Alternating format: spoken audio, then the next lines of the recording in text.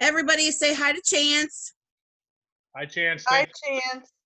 Chance is Tony's nephew. We met him earlier, and we got some good feedback, Chance, on your last video with me. So this time we're having more friends on, and will you recap why you're an important guy and drop your names and, besides the fact that you're Tony's nephew, because that's important, but, Yeah, so hello, everybody. My name's Chance. Again, I live in Chicago for about another month, and then I'm moving to Los Angeles, which is, let me tell you, it's a very fun time to be moving right now. The timing couldn't have worked out better. So, but yeah, I work for a company called The Second City. Right now, we are sort of running at minimal capacity. So we aren't having shows, in-person classes, things like that. So I'm not working right now. But the reason I'm here is because, a part of sort of what I do whenever I am working and whether it's like in my actual job or in like because I act and I'm a comedian, writer, things like that. I use improv in all these sort of things. And the Second City is for the uninitiated, the Second City is a comedy theater founded in 1959 in Chicago. It started as just like a small little storefront theater, and now it's grown to, we have locations in Chicago, LA, Toronto, and 3 national touring companies that go all over the world performing and doing workshops whenever we're not all locked inside. So basically, and a lot of everyone's sort of favorite comedy actors, actresses, people like that have come through Second City, like Bill Murray, Dan Aykroyd, John Belushi, Tina Fey, Steve Carell, Stephen Colbert, more recently A.D. Bryant on SNL, Cecily Strong, people like that. For years, we were sort of the farm team for SNL. People would get on our stage. Lorne Michaels would come. He still comes. Very short guy, and he speaks very softly. They come and sort of scout our talent to go on to SNL and then movies, fame, fortune, or they end up somewhere else. But yeah, basically what I do is I use improvisation as a tool to sort of help better communication skills, interpersonal relationships, things like that, because for the longest time, so improv started as a tool to teach immigrant children how to speak English. That is where improv got its start by this woman named Viola Spolin here in Chicago a long, long time ago. And it's since adapted to be a form of entertainment. Things like Whose Line Is It Anyway? That show, I don't know if any of you have seen that. That's all improvised. A lot of our alums have been on that show. And then, everything from TV, movies, live performance, things like that. Improv plays a role. But we also have a wing with the company called Second City Works. And what Second City Works is it is taking the skills that we learn as performers on stage and on camera, the quick thinking on your feet, things like that, being able to change directions, come up with new ideas on the spot.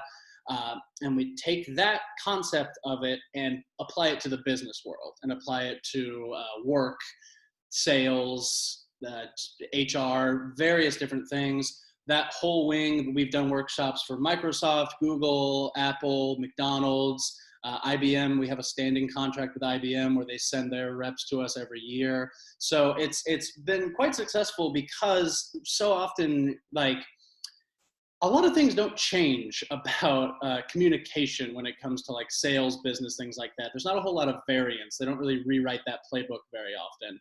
But with improv, that sort of, it fosters a new way to go about things.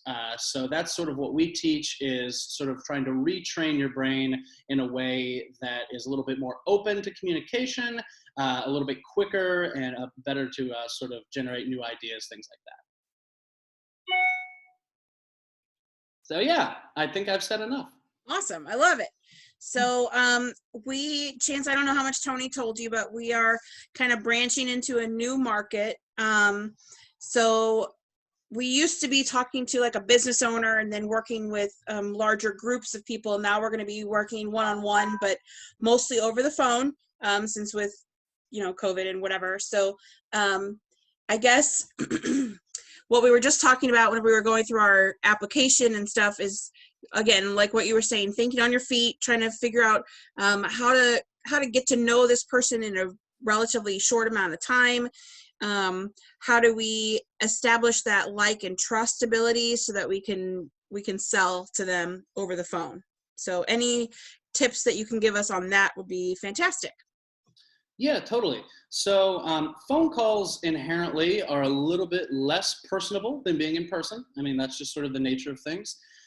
But a part of my job also has been I'm on the phone all day long, answering calls for the building, things like that. So I've sort of had to develop my own way of keeping things light and making people feel like they're not being talked at, they're being talked with.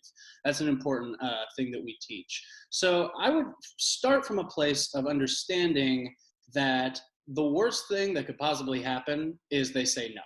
I mean, and that's not an improv thing. From what I understand about the sales world, that's sort of sales 101 is no one's gonna like come after you with a knife or anything if you try to sell them something, depending on where you live in the country. But yeah, so I would say the number one thing for phone calls is it's weird, it's awkward at times, especially if it's like in a cold call situation, people aren't necessarily expecting it. Even when they are expecting it, phone conversations can be awkward. So leading with humor is something that is super important. And a lot of that starts with making an actual connection with the person as a human being when you first start. Because oftentimes, I think I said this in the last video, when we communicate via the phone or via texting, email, whatever it is, we can quickly turn another human being into just words on a screen or a voice coming out of your phone. And whether we realize it or not, subconsciously, that sort of is dehumanizing that person. And we're thinking, this is more of just like a mark or a check on my list rather than an opportunity to meet a new person, speak with them, come at them as an equal, things like that. And that's an important facet of improv, is that everybody is on the same level. There's no one is greater than the other, no one is lesser than the other. We have a term in improv called high status, low status. And oftentimes what that means is, so let's say we're doing a scene. In improv, what that means is two people step out on stage, ask for a suggestion of a single word, anything at all to get the scene going, and then they start the scene. They just start talking. And oftentimes you'll see like we have a situation where it's like the president and their secretary or the boss and employee, things like that. And in that, there's inherent high status, which is the boss, and low status, which is the employee. But that doesn't mean that the boss drives the scene and the employee just sits there and gets yelled at or whatever it is. The scene only works if both people are coming at it equally. We're just seeing it through this lens of these titles, positions, things like that are layered on top of it. So a lot of phone calls are the same way. In a way, you are the low status person coming at the customer or potential client as the high status person because they have something that you want and that's their business. So you need to go into it thinking, all right, I am coming at this person, I am asking them a question, and what I need to do is make them look as good as possible. That's another thing in improv, is a good improviser makes their scene partner look as good as possible. They don't worry about looking good themselves. They try to just lob softballs up to the other person so that the other person looks like a rock star. And a lot of phone calls, sales, things like that, sort of are the same way. Nobody wants to buy or talk to somebody that's just trying to browbeat them or sort of steamroll over them and be like, no, you don't understand. I've seen a lot of Mad Men. I know how these things go. I'm going to smoke a cigarette and I'm going to tell you how this is going to go. Stuff like that doesn't really fly anymore, especially not on the phone when you're not in the room with the person. So the idea of high status, low status is something to think of. Also, losing well. And that doesn't mean giving up. That doesn't mean not being confident in what you're selling, what you're saying, things like that. What losing well means is being able to come at them from a place of knowing, hey, I only know what I know. I know what I'm offering you.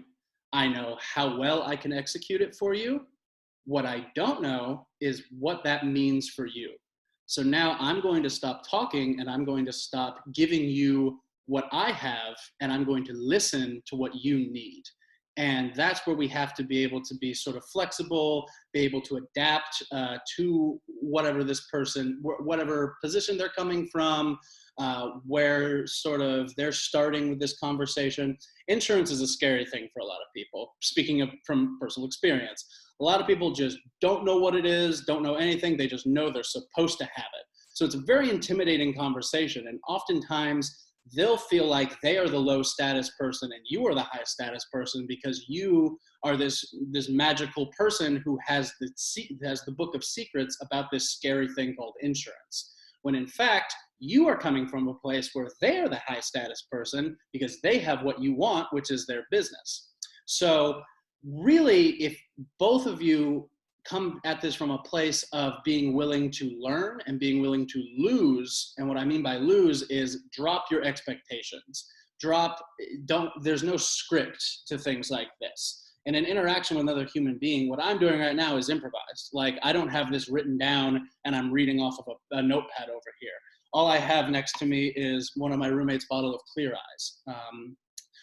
But anyway, so yeah, I think that would be a really big piece of this puzzle, if you will, that coming at these people, not thinking that you're better than them or that they're better than you, thinking that you are two human beings meeting in the middle, full of anxiety, full of nerves, and just being able to connect over this idea of, I've got something that I think can help you. Yeah. Awesome. Awesome. Sorry, I muted myself because my kids are loud in the background, but that's awesome. People in the audience, what questions can we ask Chance? Like, can we give him a situation that maybe we didn't know how to handle, or you know, what gets some ideas for a specific instance whenever we might need some help?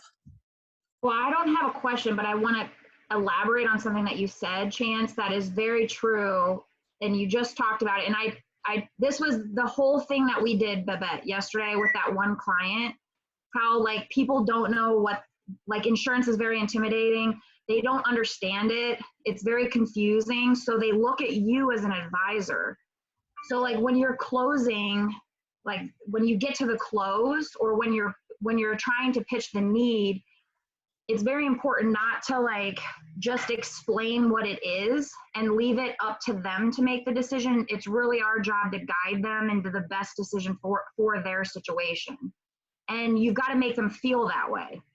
And if you do that, then you'll close a lot more insurance, especially on the individual side. Like, and so you've got to be real careful, because sometimes like the computer, the e-app won't pitch what's in their best interest. Like if you're actually listening to the client and they're like, you know, I'm so close to having my mortgage paid off. Like, honestly, that's not a concern for me. But the computer's going to pitch mortgage protection anyways.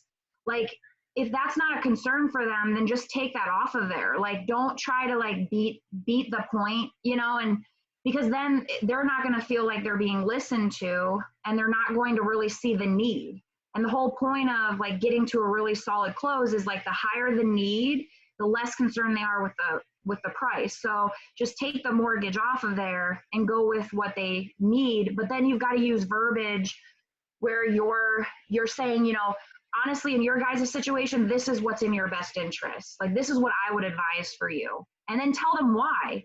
Because your kids are grown and out of the house. Like, I really wouldn't advise term for you. Like, I'd advise the whole life. You want something that's permanently there. And we use that chart and we explain that, you know, when you know, everybody needs whole life, and there's instances where you should have term and whole life.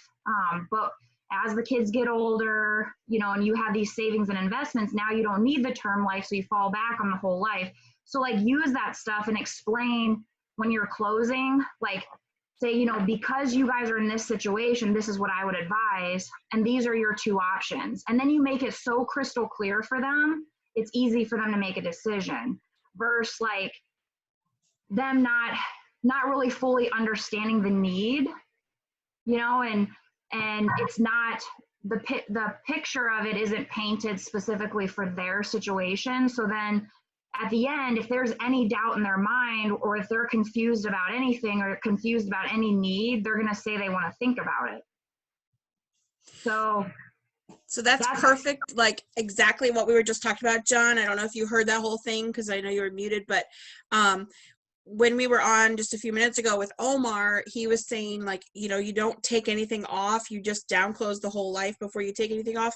And what you're saying, Amanda, is what I said, that, you know, if that client is saying, I'm not worried about this part, that I think it's okay to go ahead and take that off. Like if they're not worried about their college education for their kids, they're more worried about final expenses or whatever, that's okay. That's why we are the professional and that we are listening. And I think a lot of times we can hear them, but are we really listening to what they're saying? Like, are you so focused on what am I going to say next that I didn't even hear what they said?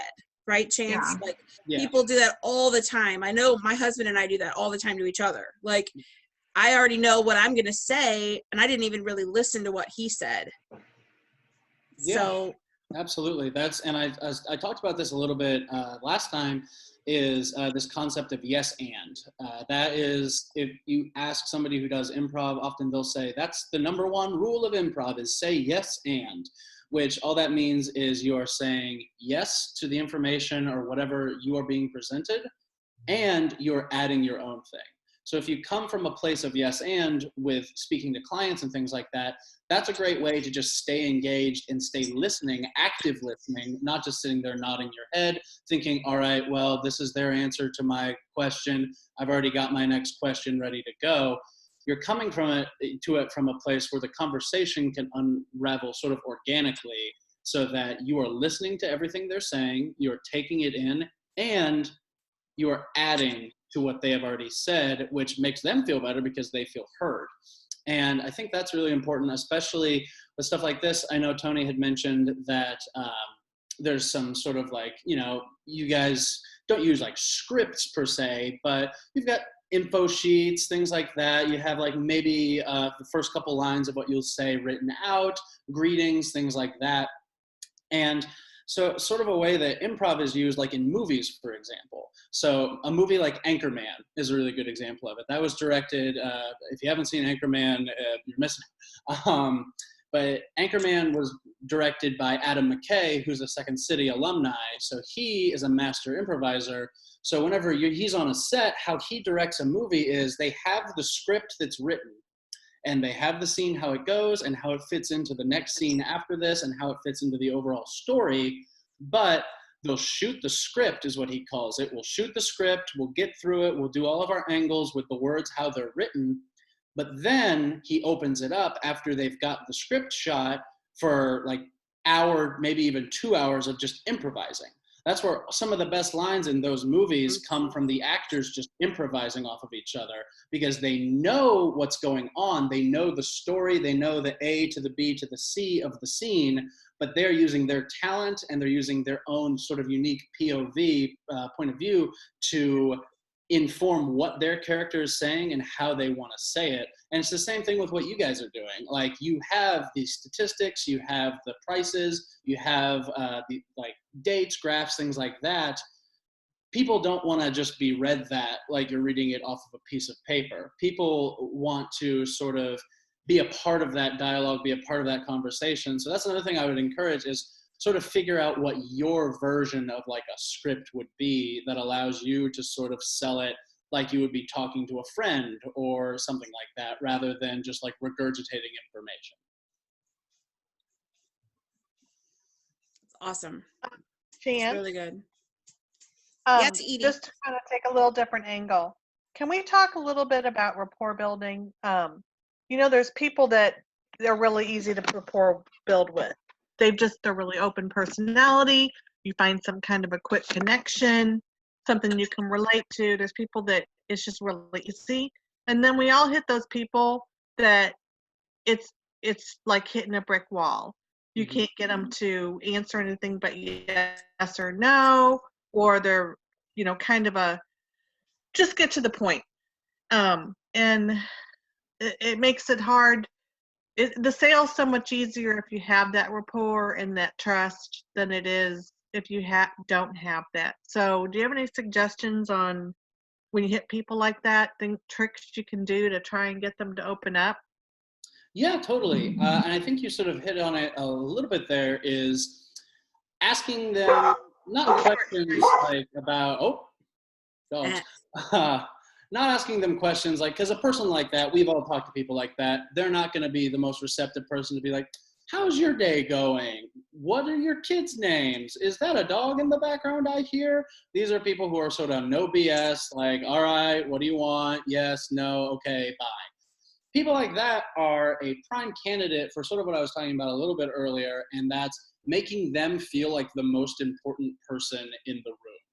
Because oftentimes people that are coming at you guys from that perspective, they're doing it as a defense mechanism because they think you're trying to get one over on them. They think that you're trying to wheel them and deal them and figure out a way to screw them out of their money or out of something that they don't need, things like that. So that's what brings people to that place of being like, you're not going to get me. No one's ever going to get me. I'm going to be short. I'm going to be blunt. I'm going to be as standoffish as possible. Sometimes you just can't get through to a person like that. But a good place to start is trying to make them feel as important as they feel they are in their own head. Ways to do that, I mean, just basically coming at it from that low status place, acknowledging it a little bit more, being like, hey, I hope that I think that this could really help you out. I'd love to hear your thoughts on it, asking them sort of leading questions rather than you doing all the talking, getting to a place where they can't just answer like a yes or no, making it more of a dialogue. And if you can sort of lure a person into a conversation that they think they have their hand on the wheel of, those people are way more likely to want to talk because they think, oh, now I'm in charge, I'm steering the ship, I'm the boss here. And that's a way to sort of get over that barrier of, nope, not in this house, I like it. Yeah. Good. Pump them up. Yep. Just make your, it's called making your scene partner look good. Like the person you're on the phone with is your scene partner. You got to make them look good because in turn, by you making them look good, not only will you feel better about yourself, but you'll look good because you are in a good scene because 50% of it is going the right way. Could we role play it? I mean, could you give us an example of how you do it? Yeah, absolutely. Sure. I'm not a salesperson, but I will give it a whirl. Edie, you want to do it, or do you want somebody else to do it? I want Chance. It doesn't matter. Well, right, but he's got to talk to somebody. So, all right, Chance, try to sell me a gallon of gas. Okay. A gallon of gas. I don't know. You can do it. You could, or whatever you sell at Second City. So sell me some tickets or something, man. You just assume it's gas. Here, I'll sell it to you. It's 95 cents in some places. Sweet. Yeah. So like so with like these calls, I'm usually trying to sell someone on tickets or a class is more likely because people usually call in wanting tickets. It's the classes that we try to sort of sell. Gotcha. So yeah. Hi, this is Chance with Second City. How's it going today? It's fine. I was calling to try to get tickets to tomorrow night's show. Yeah, fantastic. We got plenty of tickets still available for tomorrow night. Do you mind me asking how you heard about us? This dude on this work call, he told me about it. Oh, that's fun. Was it like a training call of some kind? Yeah, it was like a staff meeting. Oh, those are always really boring. Yeah, no. So we definitely have tickets available. Do you mind what sort of are you in, like communications, something like that, sales? Yeah, I'm in sales. Oh, that's awesome. What sort of sales? Like, what do you guys sell? I sell life insurance. Life insurance. Oh, that's really important. Wow. So I guess you probably talk to a lot of people all day long, right? Yeah, I spend a lot of time on the phone. Yeah. You've got a good phone voice for it, so that is definitely you got hired for the right job. So yeah, I can get you set up with these tickets right now. Was just wondering, quick question: have you ever considered like maybe trying out one of our improv classes? With our tickets, you can get a free drop-in class that's a $20 value. We have them on Friday nights at 5:30 and Sundays at 7. No, I didn't know that. Yeah. The insurance world, things like that, like you're probably talking to a lot of people, having to deal with like meetings, things like that. And it's a fun way to sort of develop your communication skills as well as, go out and try something new. Like, do you have any hobbies or anything like that you like? I like to scrapbook. Oh, that is very cool. I used to scrapbook, but then I converted it all to digital. So scrapbook's that's the smart. way. Yeah. Yeah. You got to watch out for fires and things like that. Right. That's true, and it can be expensive. Yeah, totally. Yeah. So have you ever thought of like taking an improv class, anything like that? I did a little improv in high school. Oh, really? That's fun. Were you in part of like a theater program of some kind? I was a big music nerd, so in musicals. Nice. What musicals? I was in Greece and South Pacific. Wow, that is incredible. Grease is one of my favorite movies. I've never seen a live production of it, but I hope to one day. Yeah, it was good. It was, my dad didn't really like it. I played Rizzo, so it was a little inappropriate at times. So. Oh, yeah. That is a character that can definitely scare a dad. Yeah. That's awesome. Well, I've got you set up with tickets here. Would you want to maybe check out that drop-in class? Like, it's a one-time thing, no commitments, no nothing, and it's totally free. Sure. I mean, why not? All right, sounds fantastic. I'll send this to your email now. Awesome. Yep. Bye-bye. Cool. So, yeah, like a bit of a roundabout way, but as you can see, it's a lot of asking them questions and asking them, sort of trying to get them to engage, trying to get them to do most of the talking if you can.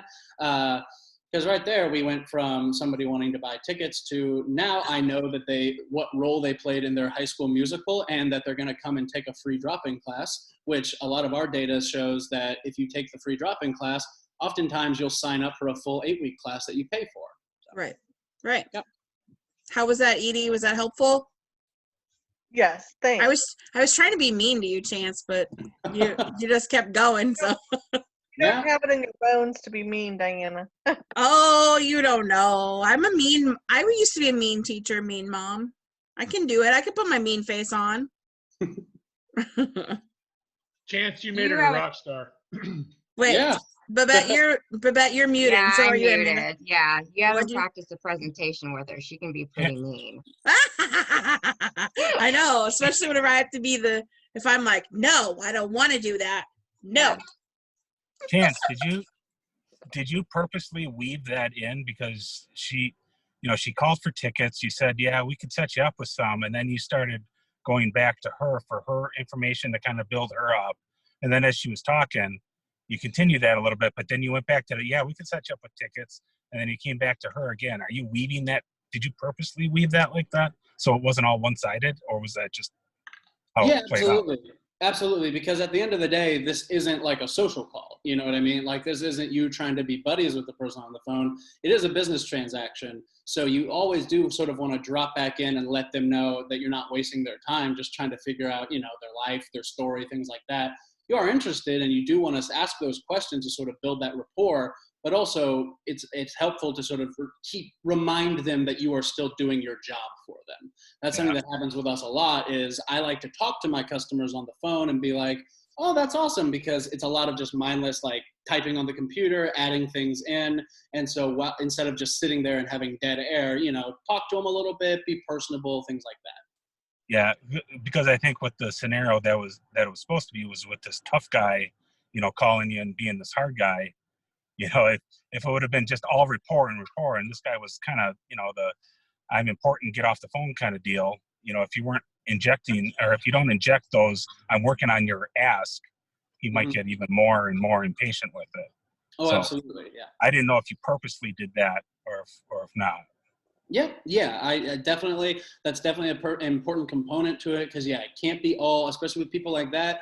can't be all just like fluff and talking about your life and your kids and your dreams and things like that. You gotta always circle it back to, this is a meaningful phone call. I'm not wasting your time. You're not wasting my time.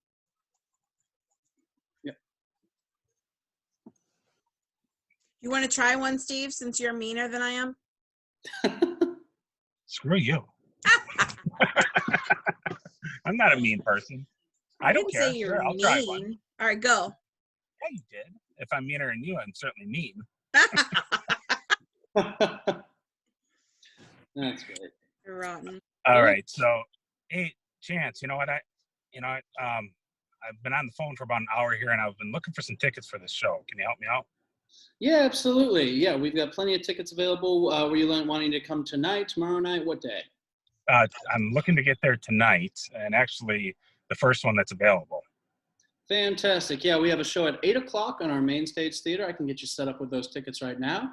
Okay, do you mind if I ask, how'd you hear about us? As I was calling around, I had a friend pop in. He overheard me, said, "Hey, why don't you try this out?" He said he'd be quick and done with it, and you'd get your tickets. Oh, yeah, absolutely. Yeah, we are known for our speed over here, so I'm going to get you set up with that right away. And so I'm taking this is your first time checking us out? Yeah, it is. Okay, cool. Have you ever been to like an improv show before, sketch comedy, anything like that live? No, I haven't. I haven't really had any interest in it either. It's my wife. It's for her birthday, so I'm going to do something for her this time. Oh, yeah, totally get that. So, yeah, we can get you set up with 2 tickets. And, yeah, looks like we have tickets right up towards the front available for you if you like. Is there a particular area you like more than others? No, the closer the better. All right, hey, that is what I always say, unless I'm at SeaWorld because of that splash zone. You know what I mean? No, I've never been there. Never been to SeaWorld. Have you seen that documentary Blackfish on Netflix? No, I haven't seen that either. I'm a pretty busy person. Yeah, it'll make you never want to go to SeaWorld. It's all about how they torture the whales. Well, anyway, it looks like we've got plenty of tickets available. We got you 2 right up towards the front. And hey, this has been a pretty fun little conversation we've had here. You're a pretty funny guy. Have you ever thought about trying out an improv class yourself? No, that's never crossed my mind. Really? You weren't like a class clown type or anything like that back in the day? No, not so much. I mean, I guess my friends enjoyed it, but I don't think I was staying off. And I don't know if that would even be good for me. I think I'd be too nervous up there. Well, a lot of the times they don't even make you go up and do anything in front of anybody. You just have to, sit in the classroom, and a lot of times you can just sit back and learn. And if you don't feel comfortable hopping right up, we actually offer free classes if you're interested in something like that. They come with the tickets. Well, I got to admit, free is probably the best price. I don't know if I'd have time for it, though. Yeah, well, we've got, they run every single week, Fridays at 5:30, Sundays at 7, both in the evening. And in fact, the Sunday one, it happens, you'll be done before the show starts later that night. So if you'd like, you can get a sort of little 1-2 punch there. Well, you know what? I'll talk to my wife, especially after this improv. I'll maybe that'll best some interest in it. I'm not sure. Yeah, and let me tell you, these drop-in classes, they're great dates. They're great date ideas. They're super creative, and she won't be able to say you never did anything for her. Well, that's true. She can at least stop saying that now. Oh, fantastic. Well, I'm going to send you these tickets and send a prayer your way. I need every bit I can have. Fantastic. All right. Well, there thanks. You're welcome. It's ridiculous. You guys got to see my roommate walk by. But yeah, so that's awesome. the sort of thing, like, something also in sort of my business that's very different than your guys' is there's no such thing as a comedy emergency. Like when I'm selling tickets, selling classes, performing, things like that, stakes aren't very high. You guys are selling something that is very important to people's livelihoods, very important for their families, their peace of mind, things like that. So while the stakes definitely are a little bit higher, coming at it from this place of sort of, being a human being about it, it goes back to sort of what I was saying earlier. Insurance scares people. It scares me. It scares my friends. People who like all my friends are like actors, artists, things like that, comedians. So they don't have like the traditional sort of lifestyles where they have a job that provides their insurance. So often they do have to go to the open marketplace, things like that, to figure out how they're going to protect themselves. And what they don't want is somebody who's, like a brick wall. They want to be able to talk to somebody and feel that they're talking to a human being, because otherwise this whole thing could be automated. Totally true. Yeah. So yeah. Awesome. Thank you so much, Chance. Anybody else have any good questions or bad questions too, Steve? If you have a bad question, you could share those. Yep. Nah, No, it was good. I like that. Awesome. John, you got anything? No, I just think it's every time I listen to you, Chance, it's the second time I picked up something, and it reminds me to make them the rock star. Make them talk about themselves, and the more they talk about themselves, the more they're going to lead you to that direction to build that rapport, as Edie was talking about. The rapport, and try to find out what they're proud of. Try to find out what makes them successful, and let them be the rock star. That's my biggest takeaway today. Thank you for that. Yeah, no problem. You're welcome. Absolutely. Awesome. Well, that is probably it then. Chance, I hope you do well on your move to LA. And Yeah. are you boxing stuff up and putting it in a truck and driving? What are you doing? Yeah, so no, it's sort of a roundabout way of doing things. I'm consolidating everything I own into about 5 boxes, throwing away my bed, throwing away my shelves and everything. I'm just going to buy new stuff once I get out there. And I have a buddy who's actually moving out there, and he has a truck, so he's going to drive it out there, and then I'm going to fly out there a couple weeks later. Nice. All righty. Yep. Well, we wish you the best of luck, and thank you so much for your expertise and letting us role play with you a little bit and spend some time with you. I know it's been a busy day for you, so we really appreciate that. Yeah, totally. Happy to help. Hope you guys do the best with this whole individual rollout that you guys are doing. Yes. I know he's been talking about it a lot, so hope it goes well for you. Yeah, awesome. Well, thank you so much. You have a great weekend. You too. See you guys. Thanks, right. Chance. Thank you. Appreciate Bye, it. guys. Everybody have a good weekend. Thank Yeah. you.